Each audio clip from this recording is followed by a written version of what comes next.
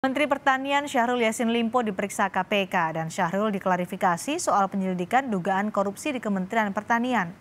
Syahrul Yassin Limpo diperiksa KPK selama 3,5 jam. Usai diperiksa, Syahrul menyatakan ia kooperatif.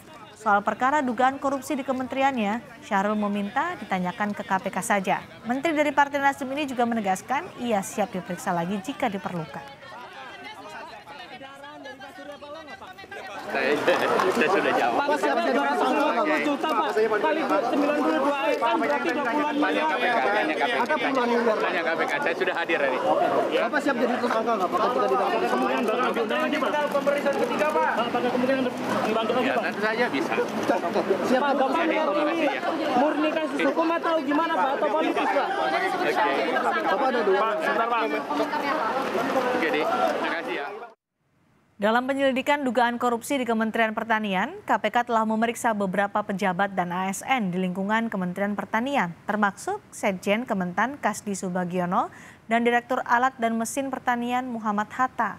KPK tidak menampik soal dugaan gratifikasi pejabat eselon di Kementerian Pertanian.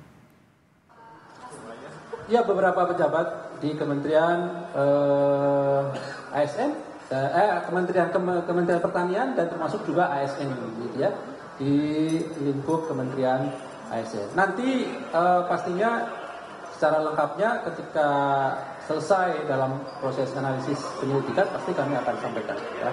Keduanya sudah pernah dipanggil KPK untuk diminta keterangan nggak, Pak Kasdi dan Pak Hatta? Informasi yang kami peroleh sudah termasuk. Sudah termasuk. Sudah pernah dipanggil? Sudah termasuk, ya. Apakah mungkin ada kemungkinan gitu ini gratifikasi di Kementerian Pertanian, Pak? Soalnya ICW juga menyebutkan ada kemungkinan gratifikasi dari pejabat eselon di Kementerian Pertanian, Pak. Ya, korupsi itu kan ada 30 tipologi. Jadi yang perlu sebagai pemahaman, korupsi itu ada 30 tipologi. Tidak hanya pasal 2, pasal 3 yang selama ini kita tahu ya, misalnya berhubungan dengan kerugian keuangan negara. Tetapi 28 tipologinya sangat mungkin, baik itu gratifikasi, jabatan, konflik of interest dalam pengadaan, sampai menghalangi proses penyidikan, penuntutan, dan persidangan, itu bagian dari tindak pidana korupsi.